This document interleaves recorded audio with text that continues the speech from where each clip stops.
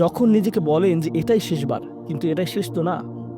কারণ যখনই কাজটা ঘটে যায় আর কয়েকদিনের মধ্যে অনুশোচনাও কেটে যায়, তখন মোবাইলে আরেকটা মেসেজ চলে আসে, তারপর আরেকটা দাওয়াত আসে, তারপর আপনি বলেন না, এটাই শেষবার। আবারও সেই চক্রে আটকে যান আর আবারও সেটা করেন আর তা করতেই থাকেন।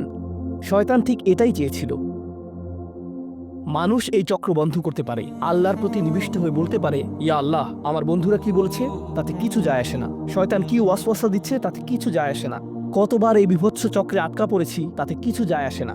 আমি ফিরে আসলাম, আমি ফিরে আসলাম, আমি ফিরে আসলাম 2 দিন অনুতপ্ত থেকে আবারও পাপে লিপ্ত হওয়া থেকে। আমি ফিরে আসলাম আপনার কাছে ক্ষমা চাওয়ার পর আবারও পাপ করা থেকে। ওয়ালাম ইউসিরু আলা মা ফাআলু ওয়া হুম ইয়ালামুন। তারা পাপ কাজগুলো বারবার করে না আর তারা জানে যে তারা কি করছে। আমি সেই লোকদের অন্তর্ভুক্ত হব না? অলাইসাতি তওবাতু লিল্লাযীনা ইয়ামালুনা আস-সাইয়্যাত।